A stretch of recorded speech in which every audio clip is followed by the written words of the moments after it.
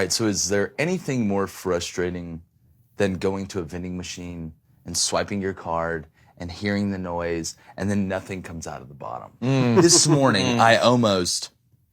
You know how they say, like, if there's, like, an emergency, like, people, like, somebody's trapped in their car, like, people have lifted a car, like, with superhuman strength. Like, at first I didn't believe that, but I was so angry this morning when my drink didn't come out of the bottom thing that I almost felt like I could pick that vending machine up and throw it out the window of the 15th floor of this place. What'd you order? What were you? It was a sports drink. Let's put it that way. What color? Red. Red's a good Well, red's the only one they had. Red's the only one they had. Oh, wow. Still didn't give it to you? Still didn't give it to me. There's a lot of problems. Like, well, you know, there's some things that I can handle. You know what I'm saying? Like, maybe you called my name out wrong at Starbucks with my coffee. How did they call Jake out wrong? I don't know. Yaki? Yaki? Yaki. You know, the J, it's a Spanish thing. It's a Spanish J. Yeah. No, but like there's some things I can get over, you know, then the little things I try not. What's that book, you know, Don't Sweat the Small Stuff? But I promise you guys, as a friend, as a companion, you know, as a brother. I would say you're my brother, but... Yeah, we know that. Companion. Thank you. I'll be your Nothing upsets me more than when I pay for something, whether it be food, whether it be drink, whether it be anything, and I don't get it. So I'm going to go downstairs today, and I'm going to give them a piece of my mind. I actually thought about maybe writing a strong-worded letter. Is there going to be a lot of finger pointing like you're doing? Oh, there's going to be a lot of finger pointing. Okay. There's going to be a lot of blame to go around, and I want somebody to take responsibility. I'm going to be there to take votes. I probably need you to be there, to be honest. Blaine, he kind of gasses me up too much. Like, gets me too hyped. I'm going to be there. You're kind of like the evener. We're going to get this Okay. handled, yeah. All right. Shannon Sharpe continues to be one of the most hypocritical media people out of all of them. David Pollack, one of the best media people out of all of them, is going to join us. We're talking everything college football and more and making some bets because baseball's back. Now we don't have to bet on Quidditch and handwriting. This is Crane & Company.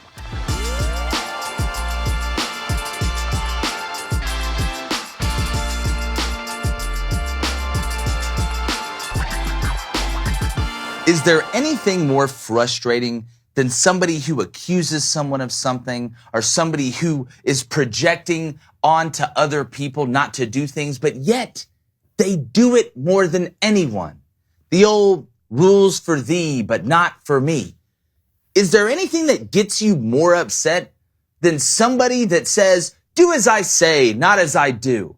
Well, if that's the case, you probably don't want to watch Shannon Sharpe because there is probably, when you look at the whole spectrum of the sports media, probably the biggest hypocrite that there is, the biggest virtue signaler, and the biggest gaslighter out of anyone. And apparently, Shannon Sharpe can read minds. Shannon Sharpe can be in multiple places at once. So let's hear how he knows that Kirby Smart doesn't care about any of his players. Let's play the clip.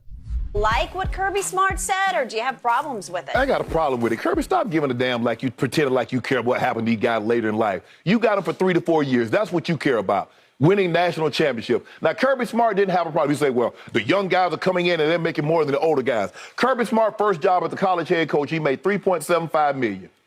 Mark Richt, when he got fired after year 15, made $4.1. He ain't mentioned nothing about that. Young guy coming in making damn near as much as the older guys. It wasn't a problem. These college coaches, Nick Saban, Dabo Swinney, all these guys got no problem with coach's salary going from $5, $6, $8, $10, $12 million a year. But the player get a little bit of money. So what that means, you know, the little Dodge Chargers and Challengers that y'all been bringing in and the little back alley deals that y'all been doing ain't going to be good enough now. Then I'm going to start talking, okay, what you got for me? Georgia, what you got? Because let me tell you what Alabama said they got 1.5 for me. You got 1.6? I'm negotiating, just like you did, Kirby Smart, to get your deal at Georgia. We did. Man, y'all need to stop. Why all of a sudden now the players start making a little bit of money? You don't care. How you think you got all them top defensive players, all them 4 and 5 stars? Let me guess, they just showed up to Georgia out of the kindness of their heart. There's nothing more frustrating than a person that tells you what to do or scolds you for judging someone that you don't know, and then they do the exact same thing themselves, or they do it more than anybody. It's the old rules for thee, but not for me. Well, Shannon Sharpe, basically pretending like he has any idea of the relationship between Kirby Smart and his players yesterday, even after they leave the University of Georgia, is absolutely laughable. It's amazing how many times Shannon comes on his show and talks about how judgmental and racist somebody is and how you need to treat people better. But Shannon is the ultimate gaslighter. He is the ultimate hypocrite. He is the Marie Antoinette of sports media. And he was a hell of a player, but this has nothing to do with Shannon as a player. Shannon, you're not Professor X. You can't put on Cerebro and go into somebody's mind and know what they know. You've had former players come out from Georgia talking about how great their relationship is with Kirby Smart. And to try and compare the money that a head coach is making at the University of Georgia right when he takes over the job to a player coming in as a freshman is absolutely asinine. Why don't you compare the money that the new CEO makes with the intern that just got his first full-time job at the company? It's apples and oranges. And listen, Skip, your partner, has more bad takes than a failing actor, but at least he's himself. At least he's not a virtue signaler. At least he's not somebody that pretends to know things that he doesn't. Shannon, you're a brilliant football player, but when it comes to this stuff, man, you just come off as somebody that's on your little high horse, or like Vince Vaughn said, you make moves from your ivory tower, but you do the exact thing that you claim that other people do. So I'm just asking you, Shannon, be better, man. You don't know Kirby Smart. You don't know his relationship with his players. You don't know his relationship with his players after, and it's amazing. Georgia keeps signing kid after kid after kid after kid. If Kirby was this monster you made him out to be, you would think he would have been exposed by now. But whichever writer that you walked in there and told you, said, oh, I like this idea, because I know y'all go in there and just pick off ideas from other people, they screwed up. So I feel like you owe Kirby an apology. And the next time you talk anything about anybody judging anybody, just remember, you are the professor of judgment, you are the king of judgment, and you are a hypocrite. You know, it always blows my mind, and I can understand if you said, you know what, I didn't like what he said, or that what he said didn't make sense to me. But when you start saying things like Kirby doesn't care about these guys after they go to school, how the hell do you know that? You don't.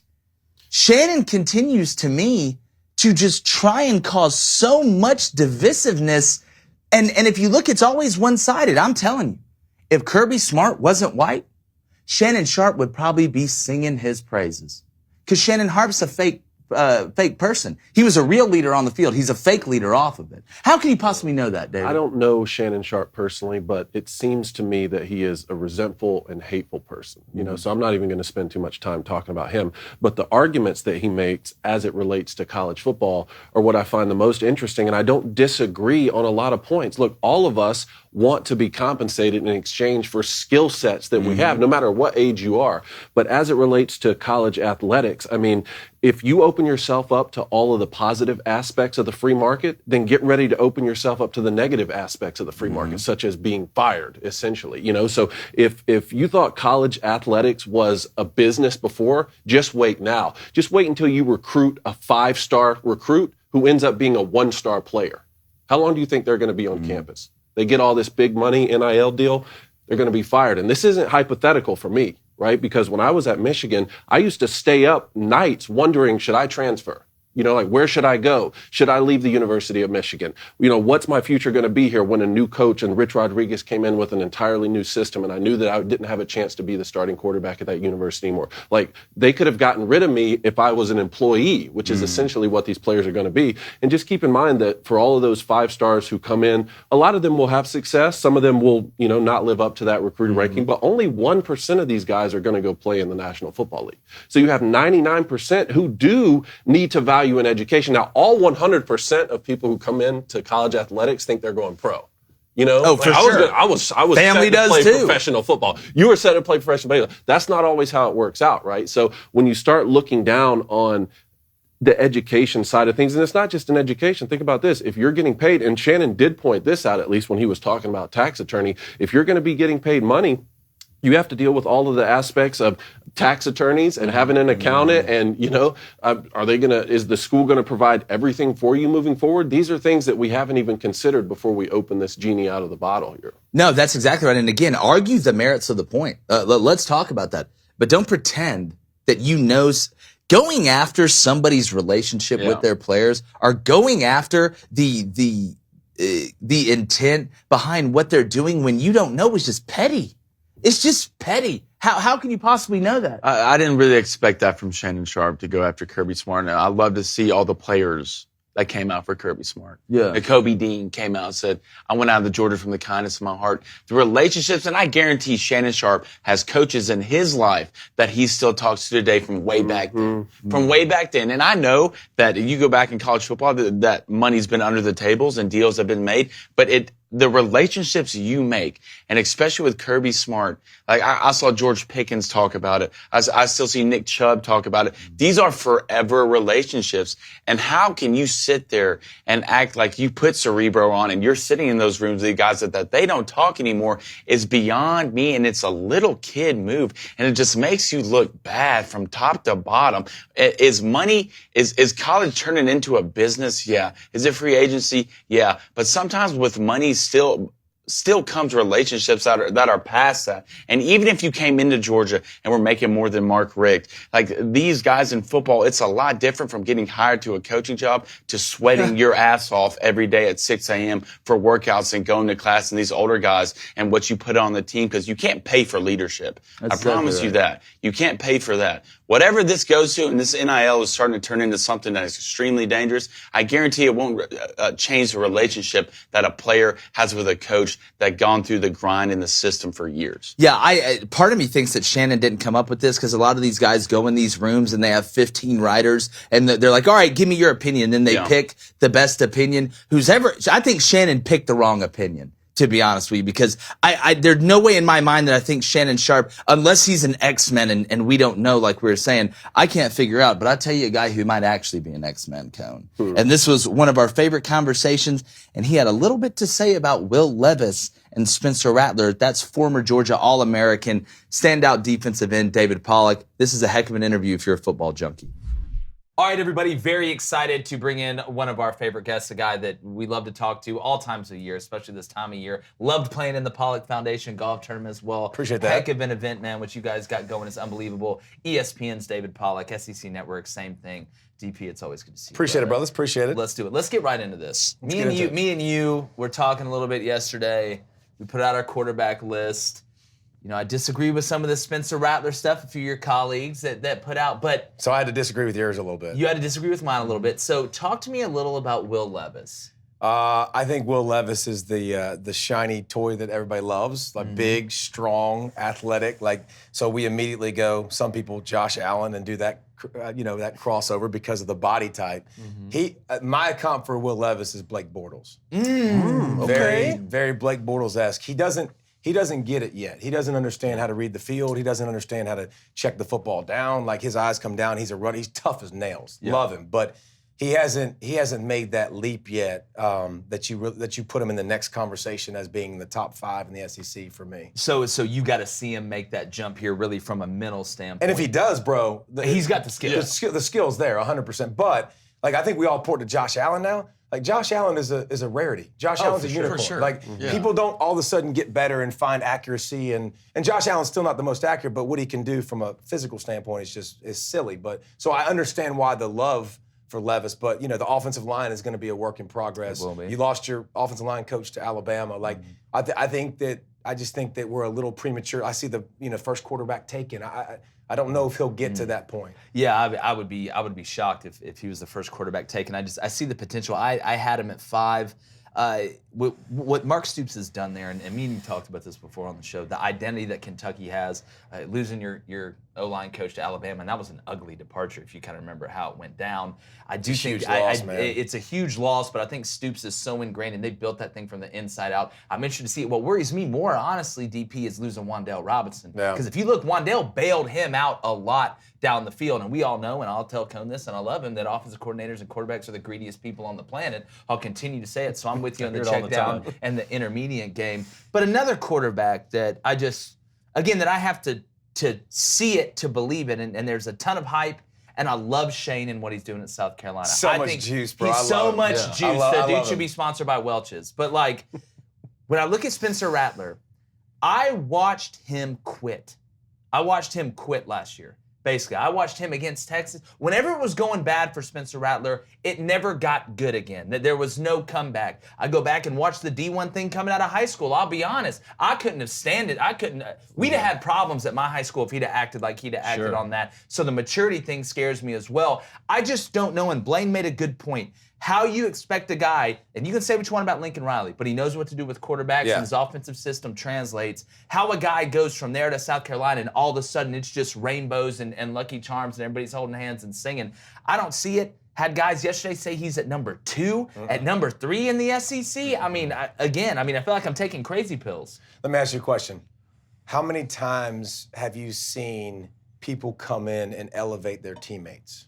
You've seen it a lot, right? You've seen your teammates get better because of you.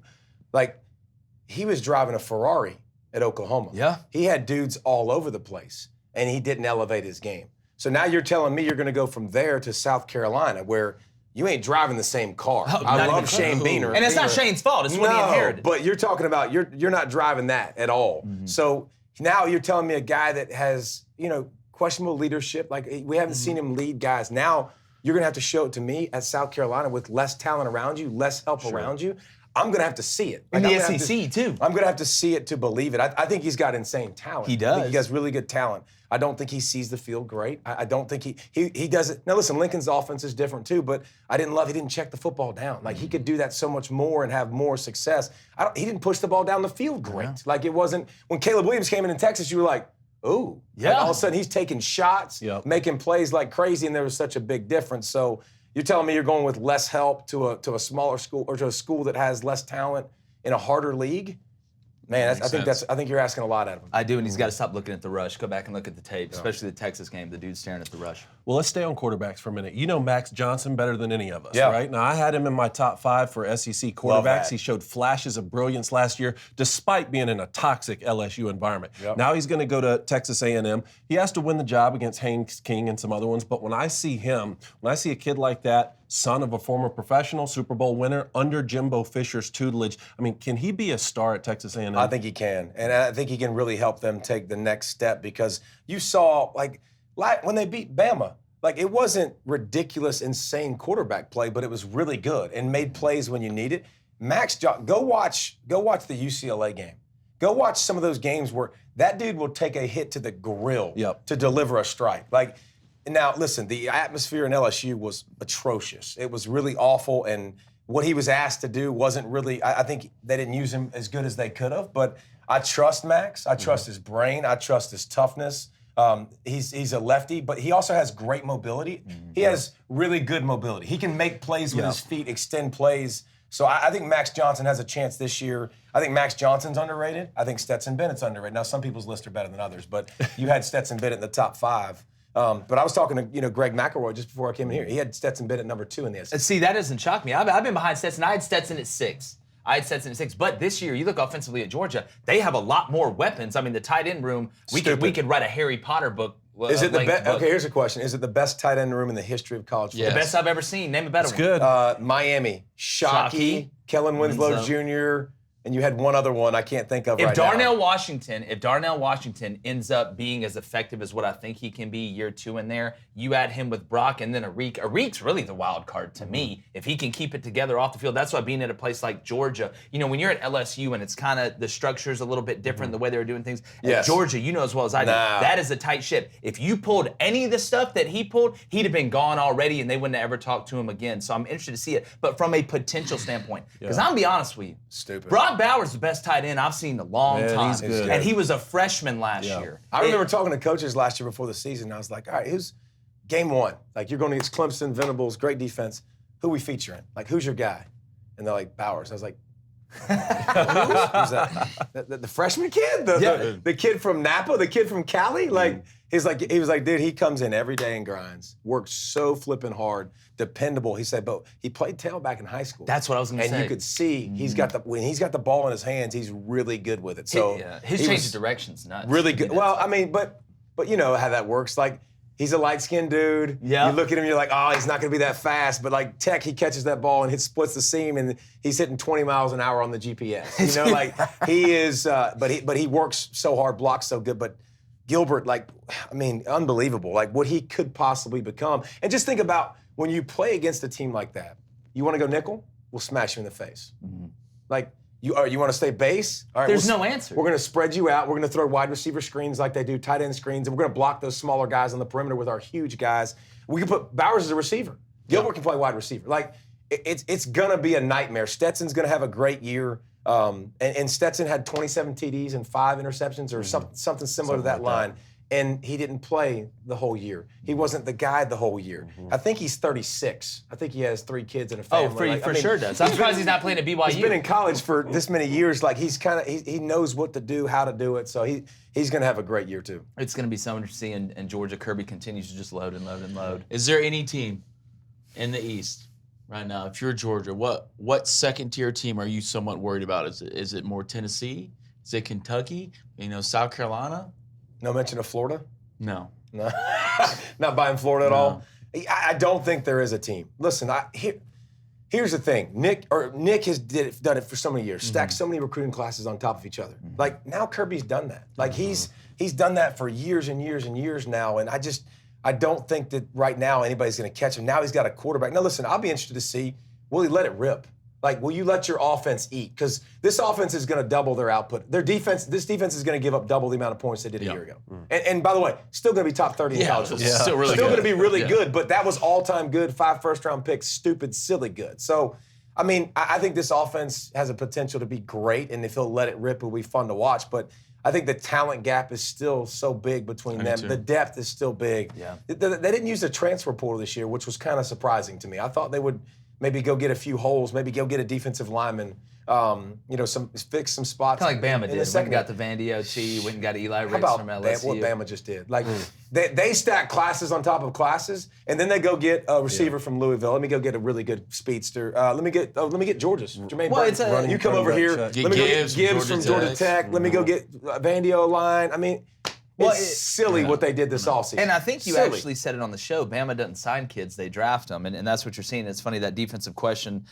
We had somebody on Twitter ask how far of a drop off in performance. So Midnight Crane to Georgia, which is, by the way, one of the best. Yeah, that is pretty solid. I might as well say it. I do want to ask you. The DGD podcast wants to ask: will Tyrion Ingram Dawkins take the next step this year? Yes, I think. First of all, I think there's a ton of kids on Georgia's defense that we don't even know their names. Yeah. And they're going to come in, you're going to go, where did that freak come from? Like, where did that freak come from? And I think what Jalen Carter is, he's the best defensive lineman in college football. Like, when you look at him, I think he's going to demand double teams, and I think it's going to open up space for a lot of everybody else to be really, really good. So I think there's a lot of guys on this no-name defense. Like, Ringo and Carter, that's all you know. But there's going to be plenty of guys that all of a sudden come out of nowhere. Without a doubt. College football season's asked, with all the drama between Jimbo and Saban, the players kind of going back and forth, is A&M at Bama going to be the most hostile game of the season? I mean, that's going to be freaking awesome. How bad's Nick going to try and beat him? But, okay, I agree with that. But what happened last year? Before the season, Jimbo said, I'm going to be the first one to beat him. That's why I think all this went down. And guess what happened? A&M still beat him. Well, if you would have told me last year that Nick Saban would get reprimanded by Greg Sankey for causing a distraction, I'd have put you on the first boat to Shutter Island and wished you good luck, Leo. So when I saw that, and that's why I think there hadn't been as many fireworks here, I think he's kind of gotten out of that. But just think about that. You're Nick Saban, the greatest college football coach of all time. Your protege before Kirby. Jimbo was Kirby before Kirby, and people forget that. Jimbo goes over there and tells people he's going to whip your ass while you're here. And then did it. And then did it with the team that they had at A&M. And then stole the number one recruiting class class in the country. which you're the greatest at. I felt like everybody says, oh, well, everything Saban does is calculated. And I get that. But I think deep down a little bit. He was just hurt. I think he was personally hurt, mad. And I'm telling you, when Bama plays A&M, they get up 3 touchdowns. They get up 4, and I love what Jimbo's building over there. I'm just telling you, I don't think they'll stop. I don't think Bama will stop because he wants to send a message. Because again, look, it's one thing, to get beat by your son in basketball for the first time. It's another thing for him to tell you in front of your wife and all your buddies that he's going to beat you at basketball, then do it in front of the whole neighborhood. Well, I'll tell you this, though. The interesting thing about Bama is they do have. It's Bama, and it's not. I would take Bama and give the field to everybody else. I would. But it's interesting. The most times we've talked about Bama, it's always the interior line and the defensive line, like built on the inside. I think that's their question marks this year.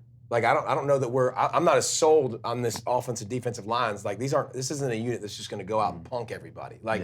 But their skill is going to be so good, and we trust their quarterbacks now. But it'll be interesting. Can you stop A&M's run game? You know, A-Chain's going to be an animal. Like, he's going to be really, really good. He's going to take over. Like, he's going to do good things this season. I think Max Johnson will win the job. I think their play-action game will be really, really good. So I do take Bama versus everybody else, but I'll be curious to see if that is a strength of theirs or something they kind of have to manage. Because last year they managed it more. Well, you remember that was a problem earlier in the year. They struggled to run the ball. They did. And that was weird watching Alabama struggle to run the ball. And that's why I think in the SEC championship game, they played out of their minds. And they threw the ball every play. It was unbelievable. And that was like the first great, complete game that we had seen them play. And you were the one who called that. You said Georgia will lose the SEC championship, will win the national championship. Luckiest crap ever.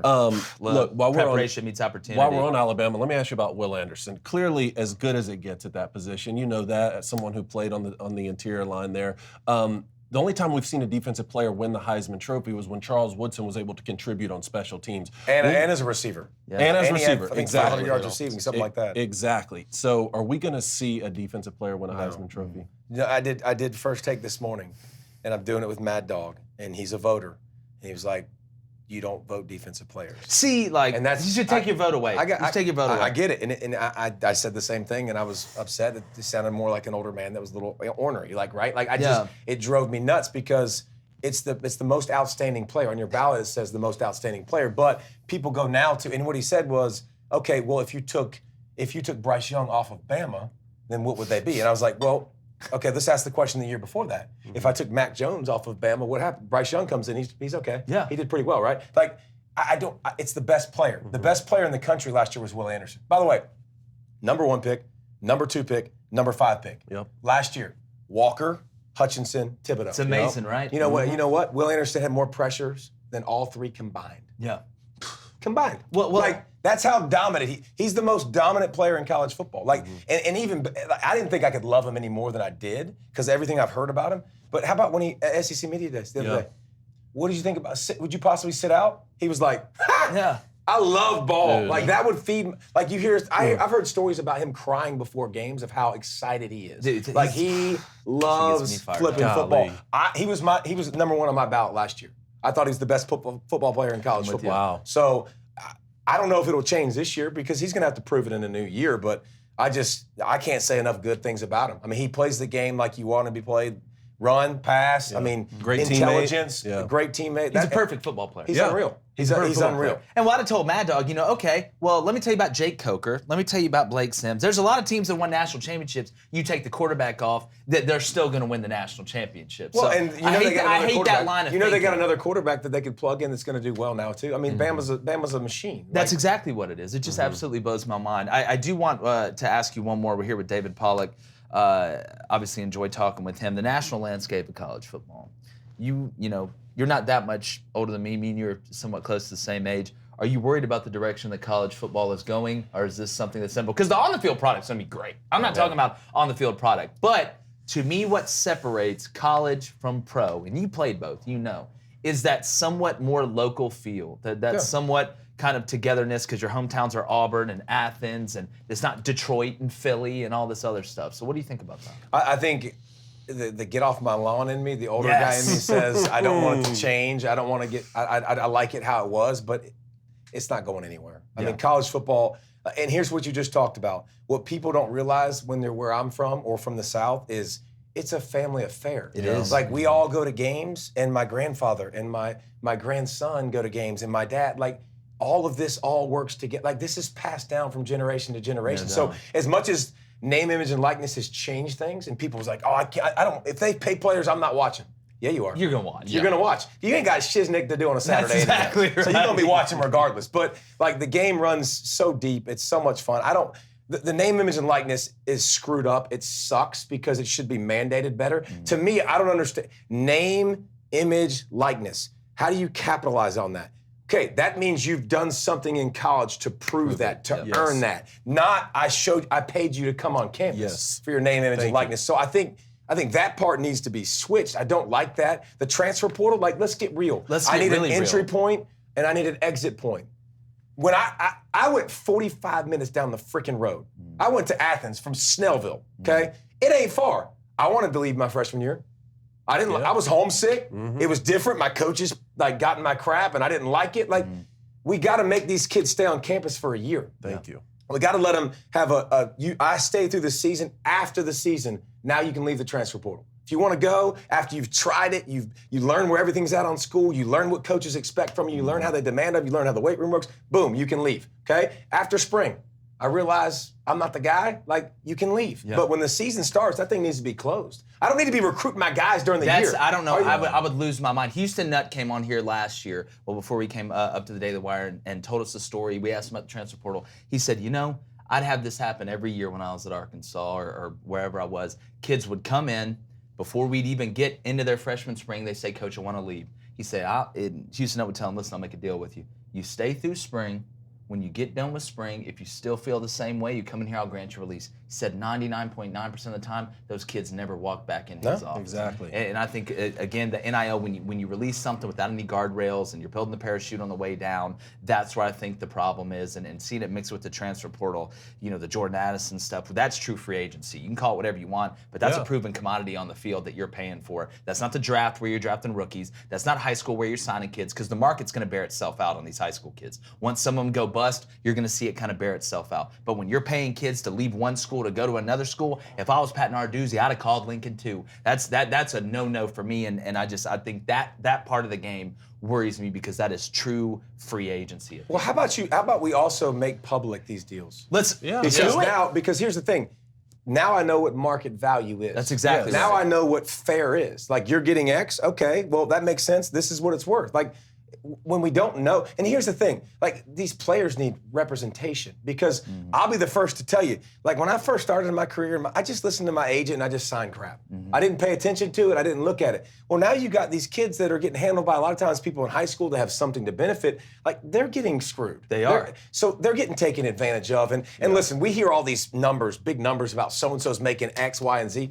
You know how many stipulations there are to make that money? And it's not straight cash. No, not Randy. It's not Randy Moss. Straight cash, homie. Like, it's exactly gonna like, you're gonna have to hit X, Y, and Z. And so I think a lot of it's disproportionate. But again, the NCAA has been a train wreck for a while. So at some point we need to fix that and govern your own people. Players need representation at some point. Like, all this stuff is changing so fast. We need to change with it. Man, there clearly is middle ground between exploitation and the chaos that we're seeing now. And you talk about going to Athens from Snellville. I went to Ann Arbor, Michigan from Statesboro. I mean, if they let me quit as soon as I wanted to, I would have lasted a week. I mean, there were parameters in place at that time. And my biggest frustration at that time was, if the coach who recruited me can leave and go take a job, then why do I have to be stuck here? That's what sort of created this. But again, there is some sort of middle ground between that exploitation and what we're dealing with now. 100%. Yeah, well, to quote Stevie Janowski off Eastbound and Down, it's like, I don't think you really understand this whole employee-employer relationship. He goes, actually, I think I do, and I don't like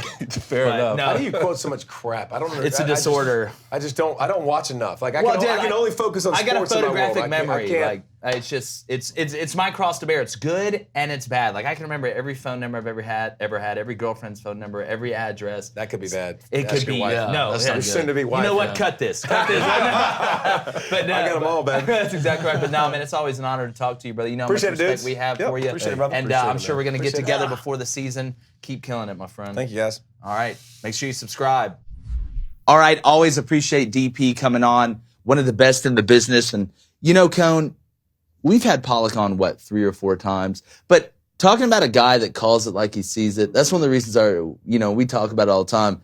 We want to bring people on that are going to actually say what they think. Yeah. That aren't just going to give you the company line and this, that, and the other. DP, man. And he's like that when the cameras aren't rolling. You can ask him any question. That's exactly right. You can ask him any question. You're going to get the same answer pretty much off air that you would get on air. He's not afraid to tell you what his opinion is. You're not going to get some watered down explanation or something that he thinks he needs to toe some sort of line or anything. That's what I always appreciate the most about David Pollack. Without a doubt. Well, we'd appreciate it if you head over to dailywire.com right now, become a member. If you want to watch the rest of the show, remember the audio will still be here, but you can watch it at dailywire.com or listen on Apple Podcasts, Spotify, wherever you get your podcast. Subscribe, leave a 5-star review, or we're going to send Mike Leach with the bat of justice to see you. I'm just kidding. Or am I? We'll be right back.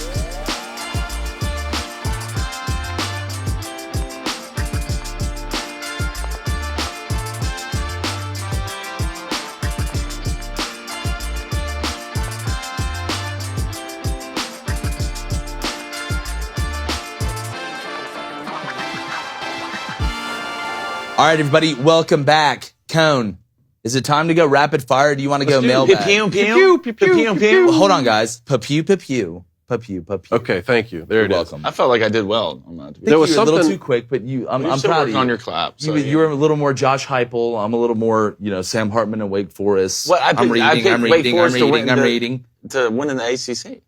I like that pick. Hey, is it sad though? Is it sad though that Sam Hartman had to come out in a video and Yes. he was like, "Hey, Wake Forest fans and student body, you think maybe one of these games we could have like 100% attendance? no. You guys just won the division of the ACC at Wake Forest. People hadn't been that excited about Wake Forest since Tim Duncan was there. Like, come on, y'all figure it out. I know, listen, it's a very good academic school and y'all got to study and figure out, hey, how do we make an engine out of water? Or, how can we grow Don't do that. grow food on Jupiter? Actually, yeah, don't do that. Yeah, you'll end up. Don't Yeah. make it. Just don't tell anybody. Yeah, just don't tell anybody, especially any car dealerships. But Wake Forest, show up and watch. It's what Coach Clausen and Sam Hartman and these guys are doing. not gonna It's get so this. hard. It's almost a little, and I make this comparison slightly. Okay. It's a little bit James Franklin and Vandy-ish. There is some differences. There's some differences. I think it's easier at Wake. You can serve your powder, sir. I think it's a little bit easier at Wake than it is at Vandy, obviously, because you're not in the SEC. But they're not just letting anybody walk into Wake. You can read and write, you're going to Wake Forest. That's not how it works. Okay? So, Wake Forest fans, show up, show out, be loud, have a couple drinks, relax. Call your parents, tell them you're going to have a good time and you're going to study later. He was rocking the Peaky Blinders hat. Like, Yeah, how are you not that's going? how I knew. I wanted How to are you change my not pick to going? Wake. Sam Hart. Oh, good. If I'm seeing that, I'm going. Like, season tickets, click. Yeah, there it is. Yeah, well, anytime you channel your inner Thomas Shelby, I'm gonna absolutely. feel good about it. I love the hat. He was like, it's not a fedora. This is a Peaky Blinders hat. Sam Hartman's a little bit bigger than what I thought he was. NFL quarterback. So I immediately wanted to change my pick to Wake for the ACC. I know, I saw that on Twitter yesterday. Until I saw news this morning that the turnover chain is no longer at Miami. Mario Cristobal said it's not a part of our culture, and immediately I believe. So, Did you see North Carolina? Immediately I take Did you them see North seriously. Carolina like your get off my lawn? Really? Did they? The university? Which one? The school? The state? What did they like? Everything. I don't know which one it was, but they liked it. Wow. So are you gonna pick? Are you gonna I'll see you pick? guys Yeah, later. all right, Cohen is. Are you doing a gonna great pick North job. Carolina to win the ACC? Well, now, yeah. Of course. I have 4 different picks in 4 days, baby. Yes. The kid's hot. I do though want to dive into this for a second. Well, what do we think it means that the turnover chain is not part of the culture? tell Do you you. think? All right, Tell go you ahead, what it Cone, dive in. I'll tell you what. Are you Di- ready? You put It means it's scuba time to gear. take the U seriously. Okay? You create turnovers. I don't have to tell a defensive coach this. You create turnovers because that's your job. Okay? That is most effective to help you win the ball game, not so you get some glitzy reward on the sidelines after you create a I'm turnover. vibing with you right Huh? now. This is That's the old. what you do. This is the old That's man in what you you coming do. out right now, and I'm so down You for know what? it. Turnover chain, get off my lawn, and it I just love it. did. Yeah, it's Use back. Look, again, we talked about Brian Kelly and structure and order. Hey, he's the stepdad you never wanted. Go in, clean your room, have better friends, do your homework, and, go to sleep earlier. Maybe Mario's coming in there and Mario understands the swag that the U has. I think that's such an allure that you can't put all of it out and say, all right, everything's out. We're running, it's military ship time. But he has also been to places with Nick Saban and seen the blueprint and seen the structure. It's so hard to have accountability when you're doing things that are way out there and it looks like a huge party and a huge free-for-all. There's only one team I've really seen ever get away with that, and it's Pete Carroll and USC. And I just think because the players were that good. Like, if you look at the players, but I think he's trying to bring a little more, you're going to get a buzz cut. We're going to church on Sunday. We're not going to go out here and just have parades every day. You're going to show up to meetings on time. You're going to go to class. I don't care if you play football. You're not going to be treated different. And Miami, I think there's a balance there that makes them dangerous because you'll see Mario. Mario will get as fired up as anybody during the game. But I'm at first I was like, I think of the turnover chain in Miami and it's so funny. But then you think about it. Then you think about it and you're like, well, it does make sense. I think Mario's going in there because look, there's an old saying. You can always start hard and get easier, but you can never start easy and get harder. The thing about, like, a lot of teams have this, though. I mean, you go to Georgia, they got the shoulder pads with the spikes. I can't remember what another team. They found the mixes right. You dunk a basketball. It's a right mix. I mean, maybe the turnover chain, like, I didn't mind it. I thought it was cool. I can't remember what Bama has. I think they have a crown. Is it a crown when they get a turnover? Something. I think they just get it's something like checked that. for $100,000. Like, I just don't know how we can see, oh man, they took the turnover chain away. It's like, hey, everybody up, make sure your bed's clean. 5:30, we're in the cafeteria. We turned to chapter 2 about chemistry. We're going to read this. Like, so now Mario, since he just took over the turnover chain, do you think he's just running an absolute, hey, like, we're buttoning this up over here? Well, I think he went in there and looked around and was like, we have to start understanding how a program should be structured to be able to try and beat the Alabamas, how it should be structured to be able to go in that living room and say, here, listen, we're going to have fun. But you know what having fun is to me? Kicking somebody's ass. You know what having fun is to me? Being accountable, being on time. And you know what? When we win, we'll dance. When we play well, we'll dance. When we're doing what we're supposed to do, you'll see Mario Cristobal. I mean, he'll be hitting the gritty, the smitty, the itty bitty titty. He's over there hitting the smitty. The smitty hadn't been released in years. Where's the pancake blockchain? You know, where's the I kept my hands in and pass set correctly? I would love that. Where's that? I would love that. O-line coaches. I'm for all As of a it. defensive guy, if your guy created a turnover and he came over to the sideline, you know, what did you say to him? You said, like, hey, great, you did your job. Now do it again next drive, right? No, well, typically we're just so fired up. Like, I can't say what I said on here, but sure. I've got no problem with the reward. I think that Mario is building it from step one. So not that they'll never have a turnover chain or a turnover necklace or a turnover bracelet. I don't care what it is.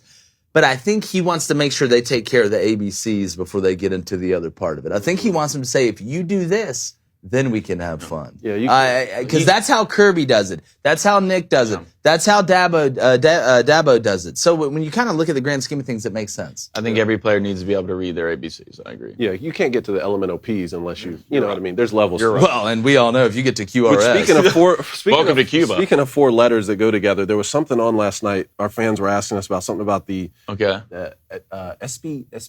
ESPYs. I've never watched this program. I don't know what it is. Can y'all inform me? Yeah, actually, I've never watched this program.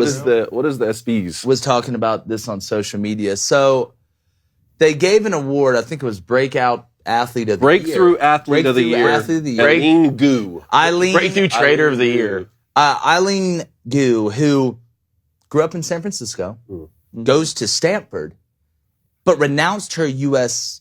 citizenship to compete for China.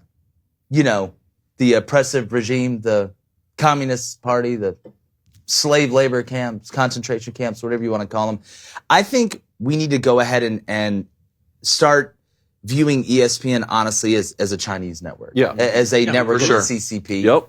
You look at what just came out with the NBA and the calls between the execs and the NBA saying that you can't wear the Free Tibet shoes, but they'll put anything else on the court with Enes Kanter and stuff like that. Eileen Gu's U.S. citizen, going to our schools, grew up in our cities, and she wants to renounce her U.S. citizenship. Well, to me, ESPN needs to go ahead and renounce their USA Network affiliation. Because again, it's a very similar story. They started in Bristol, 1979. Just an idea. But now they are legitimately an entity of the CCP. I'll say the same thing I said during the Shannon Sharpe segment. If you want to participate in the positive aspects of the free market, you have to be ready for the negative aspects. Well, a lot of people have made a lot of money from this, right? From ESPN and Disney. It's owned by China now at this point, like a lot of other companies in this country. And quite frankly, I'm tired of it. Yeah. And for anyone else who's tired of it, y'all need to keep supporting our show, and we thank you for listening. But this is how it starts, these grassroots movements to push back on this. Because this, to me, makes me sick, to be honest. It's sickening. Like, this is, at some point, we have to stop pretending like this isn't done. Well, these are the same people that call everybody in America racist. Oh, of course. And say how bad we are and how sexist everybody is. So how about we're this? done with that. How about this? How about Eileen Gu and ESPN? Y'all can ski y'all's ass over to Beijing. How about that? Because you guys don't know now, and they'll say, oh, well, ESPN's making all this money. You kind of see what's going on over there right now in China, and it's going to turn around. But ESPN 100% cares about profits more than they care about the Uyghurs that are slaves in China. Slaves. Yet they're over here talking about, oh, well, Brittany Griner shouldn't come back to America. She brought drugs to a foreign country and got caught. Or, oh, America's so racist. You guys are the biggest supporter of actual racists. You guys support a regime that thinks their people are better than every other person. I guarantee you, ESPN would have been the biggest German network in the late 1930s and early 40s. This goes to show you, all they care about isn't the actual racists out there. They don't care about the people that are actually doing bad things. What they care about is to make America look so bad and China look so good and praise everything that's going on because they know who's paying the bills. So again, I will ask ESPN, renounce your United States affiliation. You're already telling us how you think. You are a CCP network. You are Chinese propaganda. So if you want to be anti-American, Eileen, get out of our schools. Why is taxpayer money going to people that hate us? Why is this happening? But it's the whole reason we started Crane & Company. It's the whole reason I'm we glad came to it's the Daily happening. Wire. And if this was the best skier award or something about pure athletics, because she's an unbelievable athlete. Nobody's doubting that. This is the breakthrough athlete of the year. So what does that mean? You broke through how? By renouncing your... You met the most important criteria. You hate America. Yeah. It was a great win for the guy, propaganda win for the guys running the slave trade. I mean, the slave labor camps. ESPN is a huge win. ESPN is the biggest supporter of slave owners of anyone. There's tanks on the street right now. They're ESPN is the biggest. It's crazy to think about. They started in Bristol, Connecticut in 1979 and turned into the biggest supporters of slave owners in the world. And then they want to tear George Washington statues down and Christopher Columbus and all of them when they're literally doing the same. They're just turning a blind eye. It's like Kenny Powers when the kid said his dad said he ruined baseball. He's like, all right, if y'all want to pick on anybody, that's the guy, because I ain't looking. The thing about it, they're so public about it too. Oh, look, there's a reckoning coming. What pisses me off the most is they'll put it out there right in front of your face and expect you not to do anything about it. For sure. If it ever comes down to it, I promise you, they're not going to be on our side. They're not going to be on our side. I'm kind of glad they won't be, because I know when it comes down to it, we'll be fine. But they're putting it right in front of our face. Really sit down and listen to what they're saying and what they're doing, because it's slowly more until it becomes natural and you don't even thinking about it. But I'm telling you, we got to get them out early. You do. And the only way is to hit them in their pockets, but I think they're so deeply invested now, it doesn't matter. Now, I want to get to a mailbag question here. Let's do it. I love first day back from the All-Star break, right? Who is this one it? is multiple paragraphs, but I have to read this one. And Okay. of course, it's from Little Tony. Little Tony. Tony? Teeny tiny Tony. Teeny tiny Okay? Tony Del Vecchio. First off, y'all are the best. Y'all are the best CC since Tony. Music Factory. Okay, Ooh. Crane & Company is now the only sports show I watch. So thank you guys for all you do. Love you, Tony. I have a pitch to fix the MLB All-Star game. In my opinion, it's the worst All-Star game.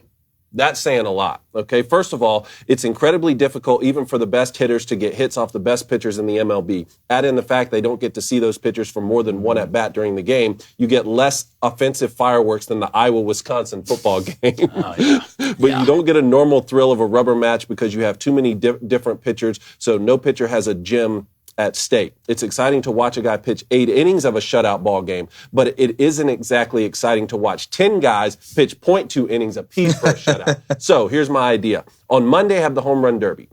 On Tuesday, have a pitching derby. Each pitcher throws one at-bat to each batter on the opposing team's starting lineup. Give points for strikeouts, negative points for bases and runs. Then the pitcher who has the most points at the end of the night wins the pitcher's derby. It would also be cool to see the stats on all pitchers' pitches, like speed and spin and location, that sort of thing. Then for the actual All-Star game, go with pitching machines set to Little League average speed and spin. This way we get to see the pitchers at their best and the hitters at their best, and we get to see an entertaining game. I want to see a 37-35 score All-Star game. Listen, I'm all for what Tony is saying in theory. How about this? Let me give you another one. What if you had the pitcher home run derby, where the pitchers get up there and have their own home run derby? Then you have the player home run derby. Then, and they'll never do this because they're afraid somebody's going to get hurt, but then you pick 10 outfielders, infielders, any mix, whatever, catchers, whatever, and you see who can throw the fastest pitch. It's a skills challenge. Skills challenge. Skills challenge. Skills challenge. Or you put like a Pepsi can at home plate and see which person in center field. I would watch that for hours. What's the commercial we always saw growing up? What was the guy's name? It was always the camp where they had the barrel at home plate. Tom Amansky. Does anybody ever remember the Tom Amansky? I do not. I'm drill interested. videos No, I'm excited where it's showing now, like the 12-year-olds that are like, Tom Amansky taught me how to throw better. And they're like throwing it. Somebody out there knows exactly what I'm saying. This is registering on a level that you don't even understand. They put like a barrel at home plate and they'll show the kid like Okay, throwing you threw it through the barrel? No, throw it through the barrel like at home plate. Yeah, okay, I know. Tom That was a long Amansky. time ago. I think that was his name. I don't At remember the kids' that. camp? But Yes. Yeah. Tony ended it by saying, and to get Blaine on board, there would be a different type of fight in between each inning, culminating in pistols at 10 paces after the game. Thoughts? I love it. I love it. Not real bullets, though. Okay, that's where you draw. So you have a Let's lot. put some paint on, little paintball shots. I'd be cool with that. Fight every inning, that's tough. I don't know how the roster would feel about it at the end of it. You'd be But exhausted. players really, in baseball. but guys, let's really think about it. A seventh inning fight. Well, I what- stand by this. What if okay? instead of challenges for safe or out, you had to fight the umpire and whoever won the fight would you can fight? challenge the umpire? Like it doesn't have to. You can challenge a fan. No. They have to. The accept fans it, will but be you trying can to do fight it. everybody. Leave the fans out of Yeah, it. the But fans. I you do. can't I do really it. do like the leave the skills fans out of challenge. this, Ron Artest, I really do like the okay? skills challenge when it comes to the All-Star. I think it's a throwing a great guy out idea. at home, making diving catches, speed around the bases. The pitch. I'm telling you, that'd be cool. I'd watch that. Major League Baseball All-Star Skills Challenge. Let's go ahead and get that. Trademark Let's by put the it Cranny out Company. there. That's exactly right. That's NBA players won't even do the dunk contest anymore. are Baseball so players aren't going to do The this. young guys will do it. The young guys will do it. Yeah, for sure. Get O'Neal Cruz. The young out guys there. will do it, except LeBron never did the dunk contest. LeBron ruined the dunk contest. No, LeBron's ruined a lot of stuff. That is true. doing this? That is true. All right. What do you want to go a little bit? We want some picks? Let's go picks. We already at picks. We're already at picks. Jeez. Hey, I hit 2 picks. I hit what 2 to do picks now. yesterday. I Yeah, don't I'm know thinking what I'm going to to do now. retire from Dominic betting. Team- Y'all running away with it, Bam. man. Y'all running away with it. I made to start betting tennis. Yeah, because Is that your thing Have now? you missed a pick this month? Yeah. Okay, Yeah. good. What'd you go yesterday? Kyle Schwarber screwed me. Yeah, That was I bad. did. I went 1-1 Kyle- yesterday. man, Kyle did so bad it made me think it was rigged. All right, bets. Here's what I got. A's, money line. Game 1. I believe it may be a doubleheader. It is a Yes, doubleheader. A's have a doubleheader. Give me the A's money line game 1 that's going off at plus 125. Come on, Oakland. New day, new side of the schedule. You only got 468 games left to try and make a move. Plenty of time. And then, against all odds, the dream. If I can dream it, I can do it. The Atlanta Dream of the WNBA money line plus 100. Who knows? Are you going to the game tonight? No. I will maybe in my dreams. What's one player on the Dream? Sarah. She's really good. Sarah.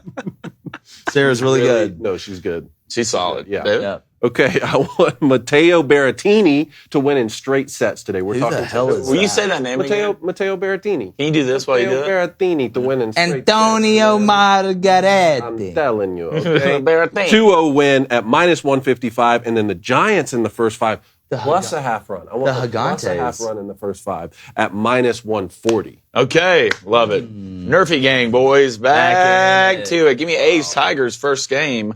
Minus 154 with the Nerfy. Then I'm going Rangers Marlins with the Nerfy. Minus 120. Let's get it hot. So you're saying nerf. Nerfies. Wow. Why would I go away from it? It's Why been would a I great go away Nerfy from it? festival for you so far I in agree. this month. But speaking about festivals, what do you have at festivals? A good time. You know what else you have a good time at? When you watch Crane & Company. So make sure you subscribe on all platforms, TikTok, all that jazz like we're in Utah. We'll be back tomorrow with some more great stuff, great interviews, coaches, players, everything as football season continues to get closer and closer. And like ESPN's chances of taking America's side on anything, we're going, gone.